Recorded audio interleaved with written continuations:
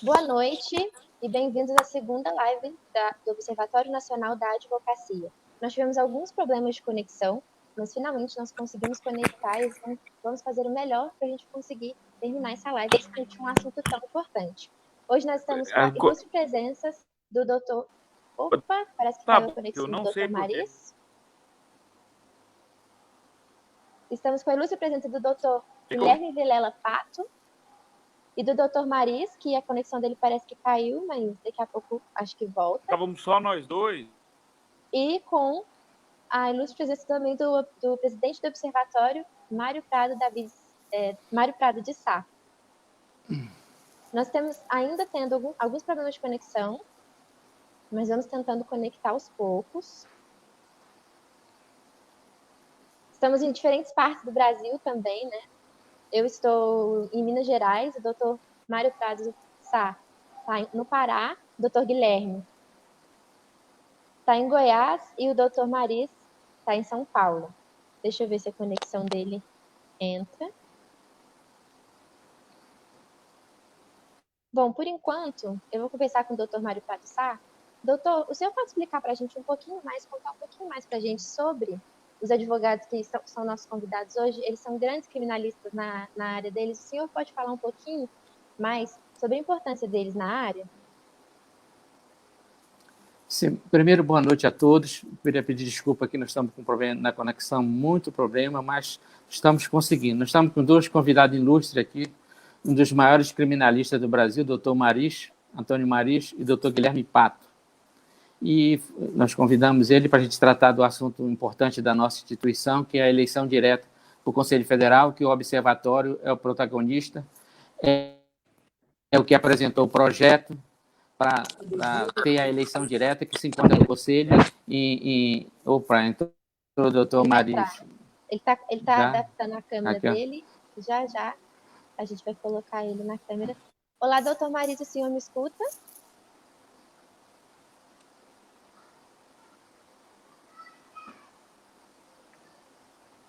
Realmente a conexão está muito ruim. São os problemas das conexões, né, da internet. Às vezes deixa a gente na mão.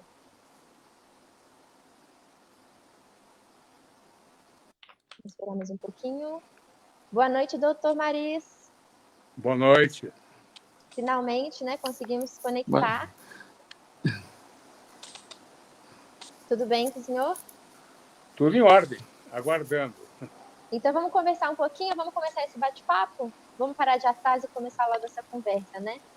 Bom, doutor, a gente queria conversar um pouco com vocês sobre as eleições diretas para a OAB, né?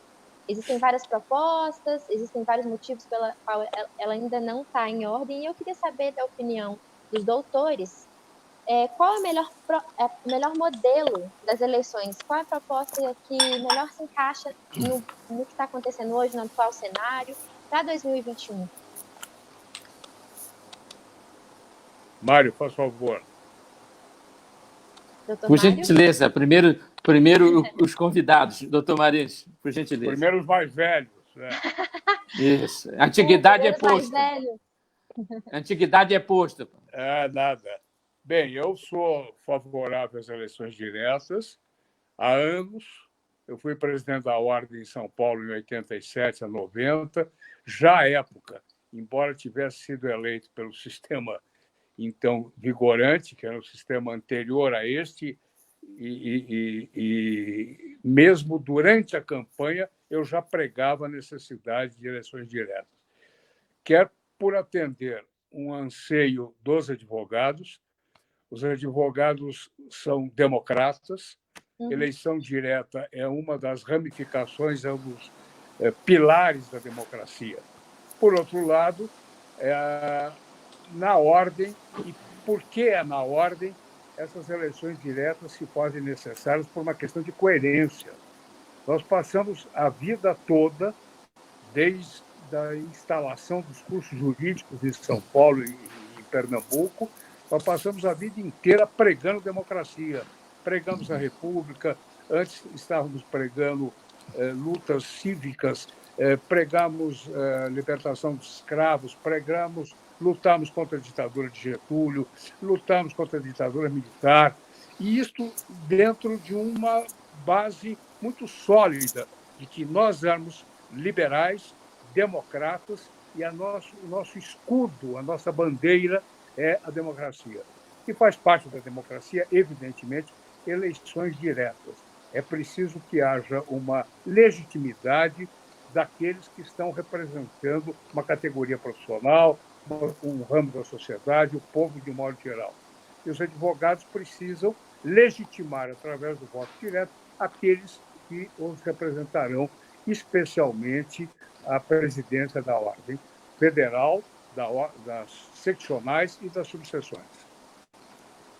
O doutor Mário Pradissá quer acrescentar algo a essa ilustre colocação? Bem, primeiramente, mais uma vez, eu queria pedir desculpa a todos os advogados que estão assistindo, o público em geral, pela falha na conexão, problemas técnicos aqui nos atrasou. Mas isso não tira o brilho, e não tira nosso trabalho, e não tira a importância dessa noite para a discussão para a OAB.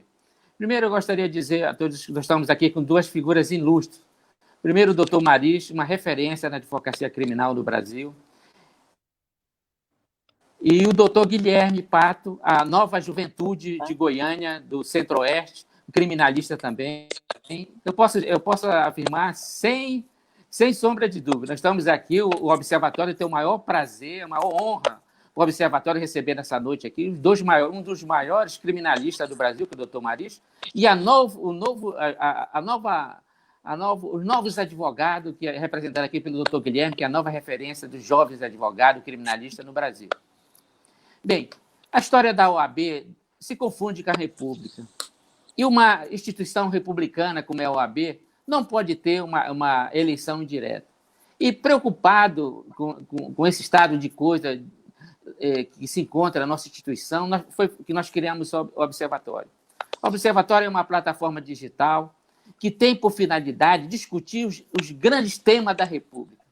Mas primeiro, como eu falei aqui na outra live, nós temos que arrumar a nossa casa, porque a OAB é a mola mestre da nossa democracia. Não se iludam, não. É a Ordem dos Advogados do Brasil, que é uma instituição que tem poder de dar o equilíbrio na República. E a OAB, ela perdeu esse protagonismo devido ao tempo, a abertura, ela foi muito boa contra a ditadura, da ditadura, mas depois da abertura que veio com a democracia, a OAB se perdeu. E nós temos aqui, dando um caminhar para a OAB seguir em frente. E passa pela arrumação da nossa casa. O primeiro ponto é a eleição do nosso presidente.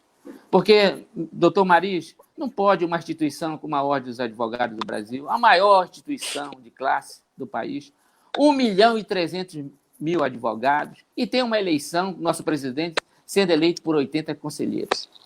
Eu já falei, vou repetir aqui, eu vou ter que repetir, que é uma coisa importante, a OAB não é o Vaticano, nem o presidente da nossa instituição é o Papa, para ficar sendo eleito por 80 conselheiros. Nós precisamos, e eu ainda reforço, o colega advogado, para sentar naquela cadeira do Conselho Federal, ele tem que passar no crivo de 1.300.000 advogados.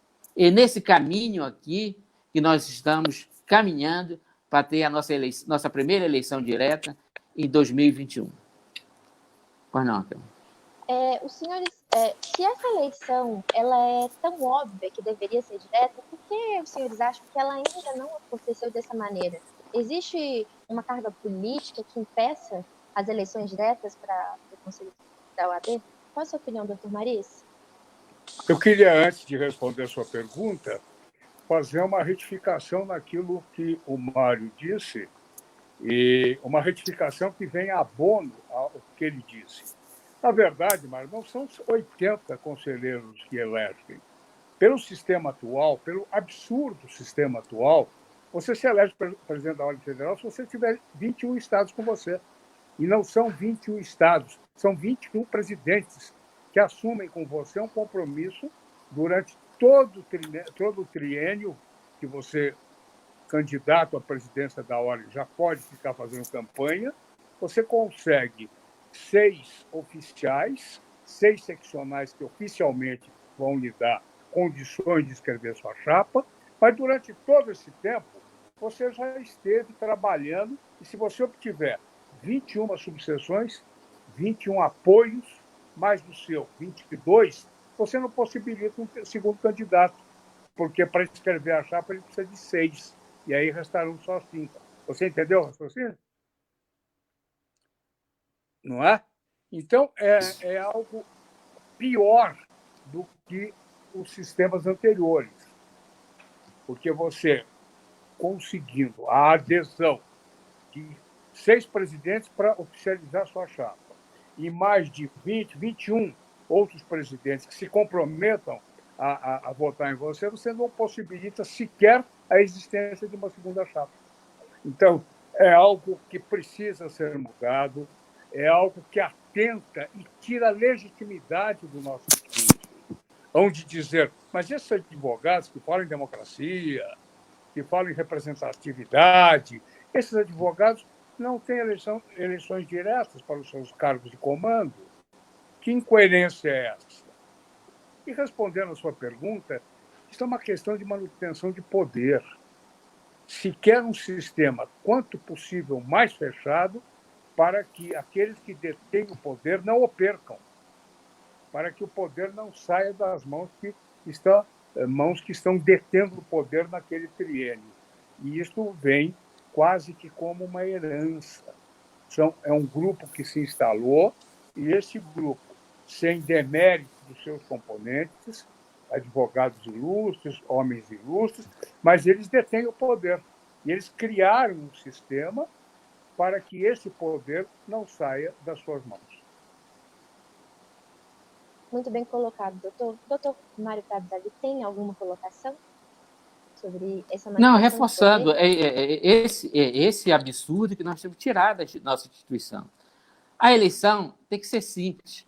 O Observatório já fez uma proposta de eleição direta. Logicamente que a eleição não pode ser direta, porque São Paulo tem 430 mil advogados, se eu não me engano, o doutor Maria deve saber. Rio de Janeiro, 230 mil. Minas Gerais, 130 mil. Aqui no Pará, se eu não me engano, é 35 mil. Então, o candidato ele não pode ser direto. Mas nós fizemos a nossa proposta através do voto das unidades da federação. 3 votos por unidade. Aquele candidato que tiver mais votos, ganhar em mais unidades da federação, vai ser aclamado pelo Observatório. E ainda digo mais, não há nem necessidade de se fazer um projeto de lei, não há necessidade de mudar o estatuto. Basta o provimento do Conselho Federal para regulamentar a eleição direta. Inclusive, não só a eleição direta para o presidente, como também para os conselheiros. Porque o que acontece hoje? Os conselheiros federais, eles entram nas chapas, nos estados, e as chapas são fechadas, as grandes bancas indicam os seus candidatos, e muitas vezes, a maioria vai o conselheiro federal sem ter legitimidade, sem ter voto na sua unidade da federação. Então, o que nós queremos? Que a eleição para o conselheiro federal ele seja individual, fora da chapa, para dar oportunidade, como bem falou o doutor Maris, oportunidade para todos os advogados participar do Conselho Federal, porque hoje é grupo fechado, não se entra. Pode ver o poder aquisitivo dos conselheiros federais é alto, não tem um advogado comum, aquele advogado que está na labuta no dia a dia, não pode. E também proibindo a reeleição. Tem que ser um mandato só e acabou, tanto para o presidente, para todos os conselheiros federais. O conselho tem que ser renovado, tem que ter um gás novo a cada gestão. Essa é a nossa observação que nós vamos discutir no conselho através do nosso projeto. Doutor Maris concorda com esse modelo? Ou o senhor acha que existem outros modelos que podem ser implementados? Qual seria o melhor modelo para as eleições? Eu não saberia dizer de plano, há vários modelos. Eu só quero fazer uma observação. Essa questão de São Paulo congregar o maior número de advogados não representa que o candidato eventual de São Paulo seja eleito. Tanto isso é verdade que nós poderíamos dizer qualquer candidato à presidência da República de São Paulo seria eleito. São Paulo tem o maior colégio eleitoral, e não é isso que ocorre. Tivemos agora um candidato de São Paulo que perdeu as eleições para o atual presidente da República. Então, esse argumento, se me permite o Mário discordar, não é válido.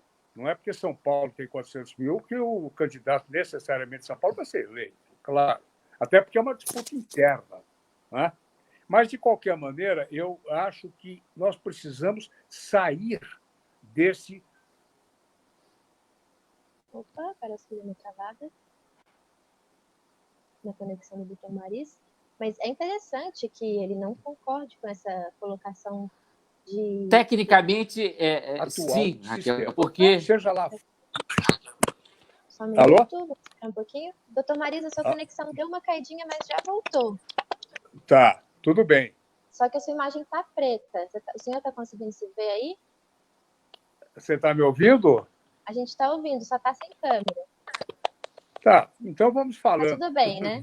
Tudo bem. Perfeito. Tudo bem. Eu Pode pouco continuar. vocês de ficarem olhando para mim, já é uma grande coisa. Não, mas isso aí é uma pena. Isso aí é uma pena, realmente. Mas vamos em Doutor, frente. pode continuar. Mas é isso, eu acho que qualquer sistema... Alô? Estou ouvindo, doutor, Alô? pode continuar.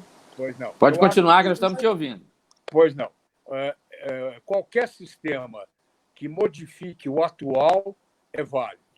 Nos aproximará do ideal democrático dos representados escolherem, todos eles escolherem os seus representantes.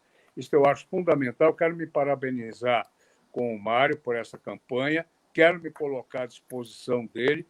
Eu acho que isso tem que ser debatido, mas acho que tem que ser debatido rapidamente, porque eu também concordo que as próximas eleições já devam ocorrer sob um novo regime, sob um novo sistema.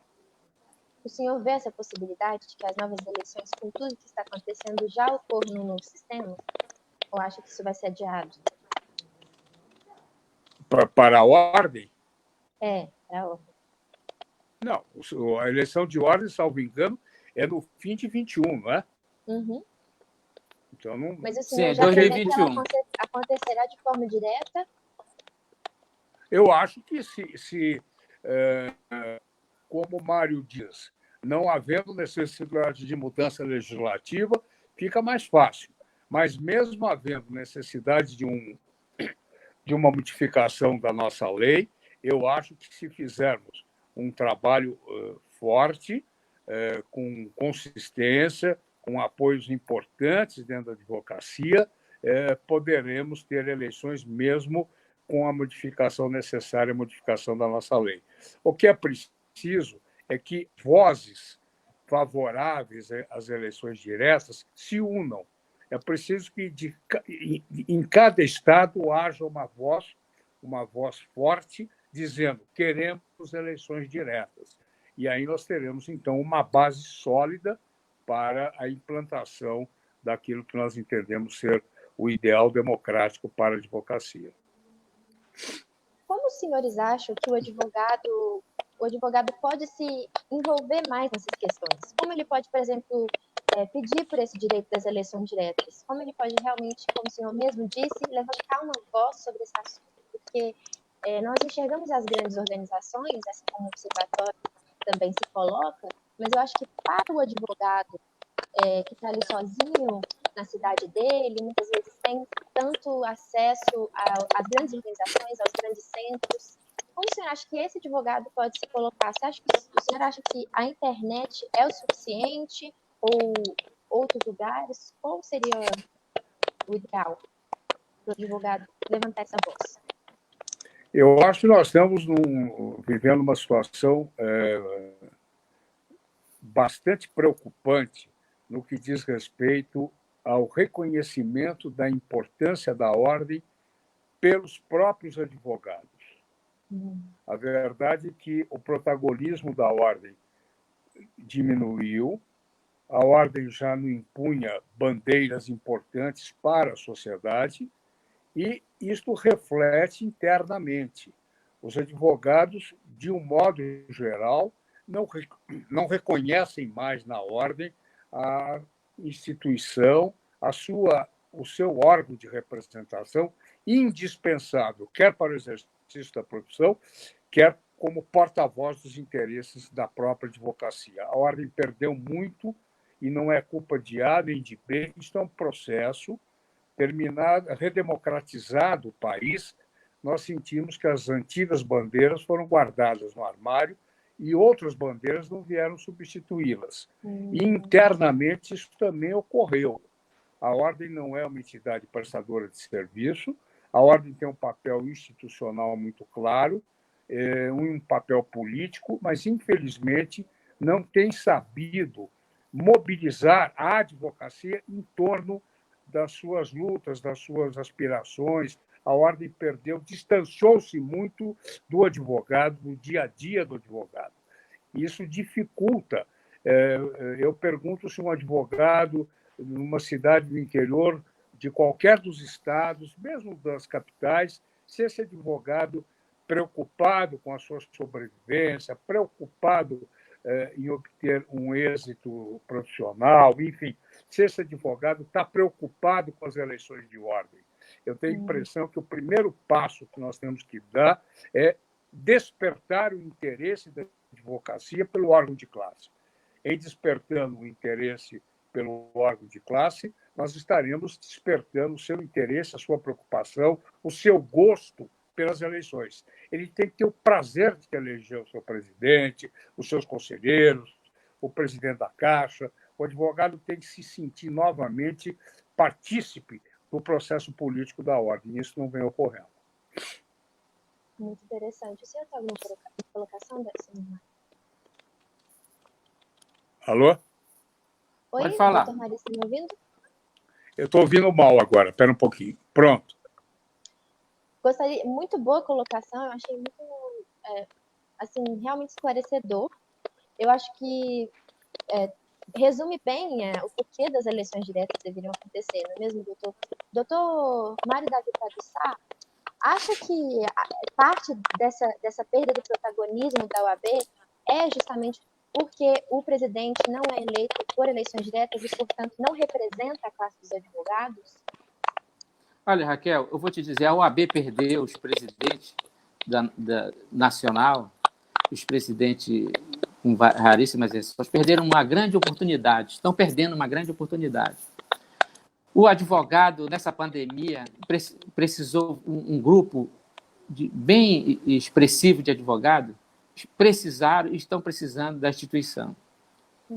E eu não vi nenhuma resposta do Conselho Federal a esses advogados, principalmente aqueles advogados da terceira idade.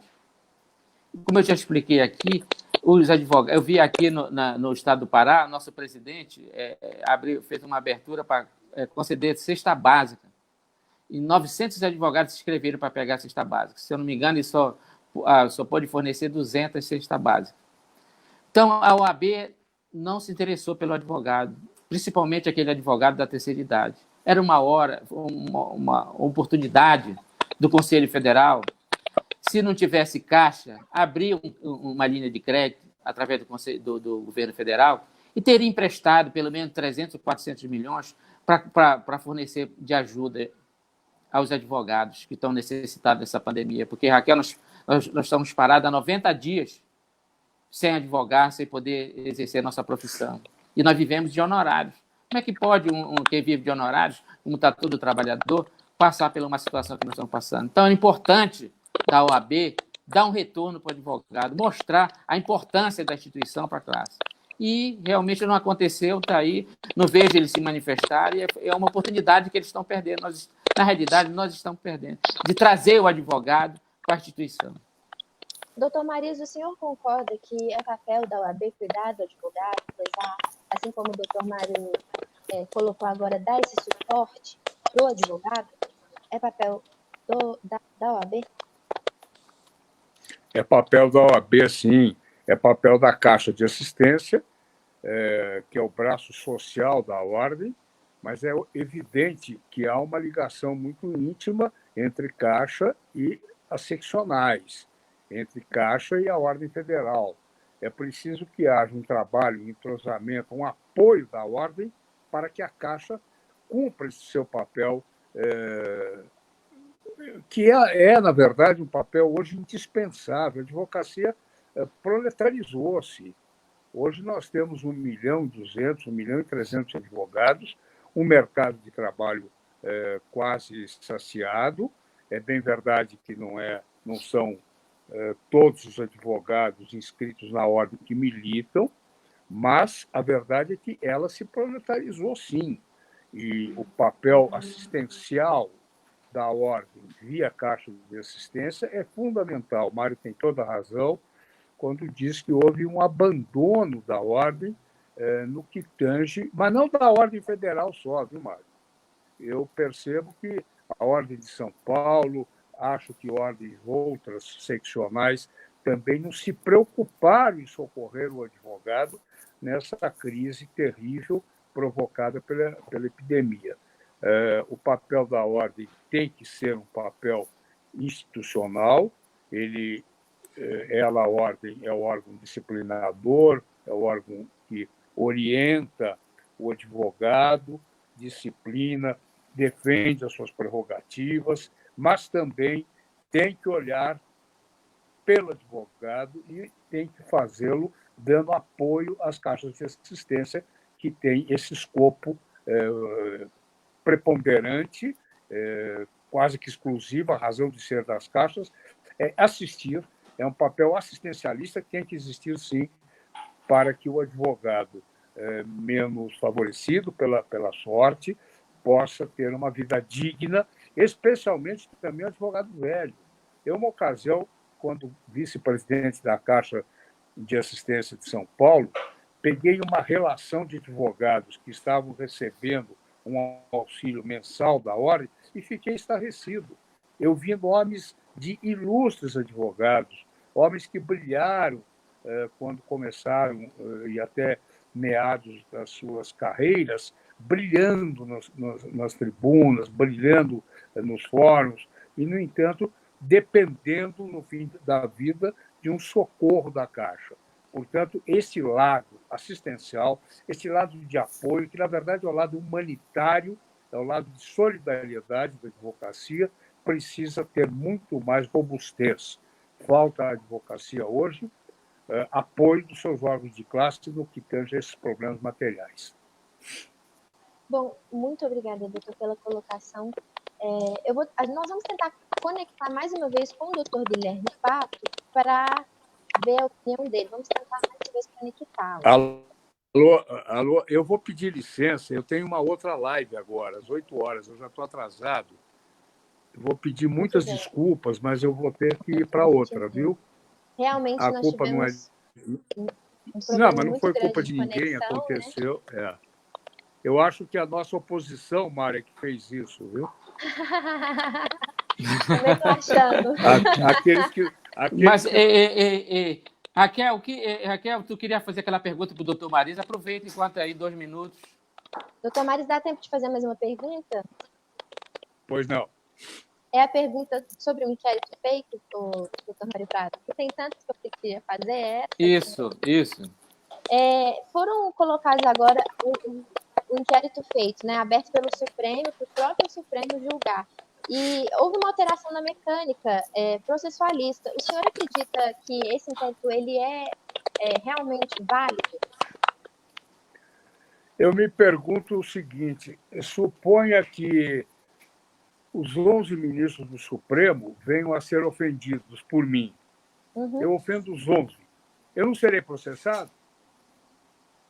Haverá para qualquer cidadão brasileiro uma absoluta prévia absolvição, uma imunidade no que diz respeito a crimes contra a honra dos membros do Supremo Tribunal Federal?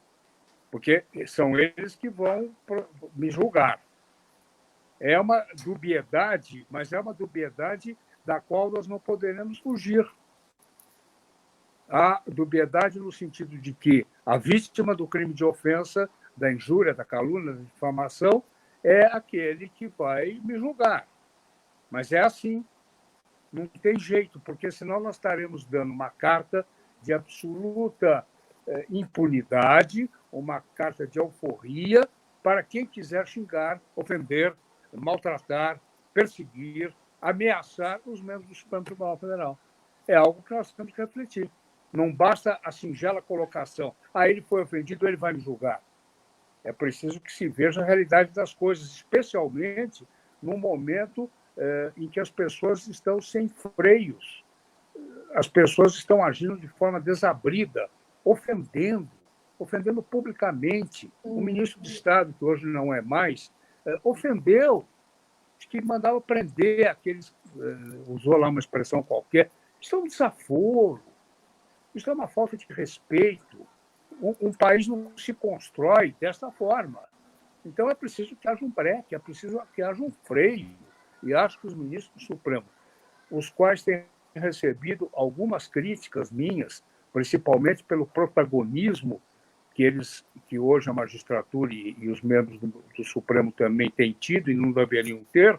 Eu sempre aprendi que o juiz fala nos autos e não para as câmaras de televisão, mas, não obstante isso, é uma questão que tem que ser avaliada. Eles têm honra, eles têm uma vida a ser preservada, eles têm que cuidar dos seus familiares. As pessoas não podem atacá-los dessa maneira e depois virem dizer eles não podem fazer nada porque eles são vítimas.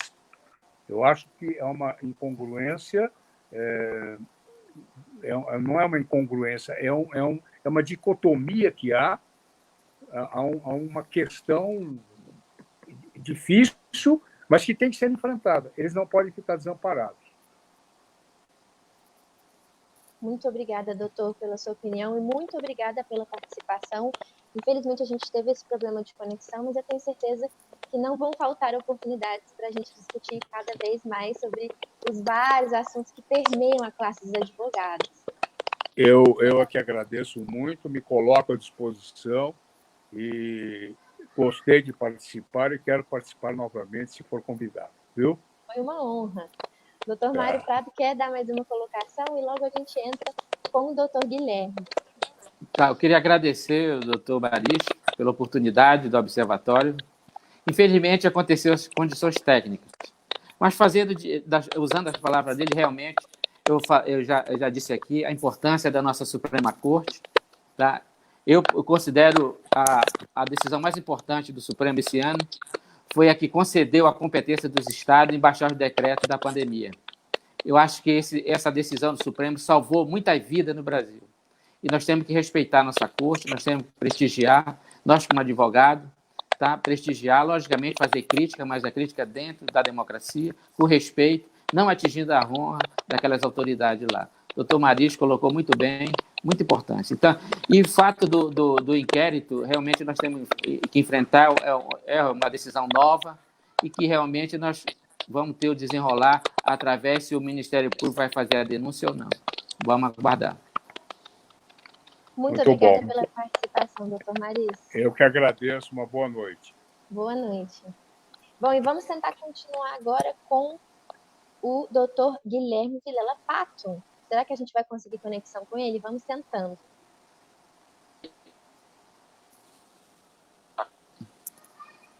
Olá, doutor. Consegue me ouvir? Nós temos que prestigiar. Nós, como advogados, tá? Prestigiar. Doutor Guilherme?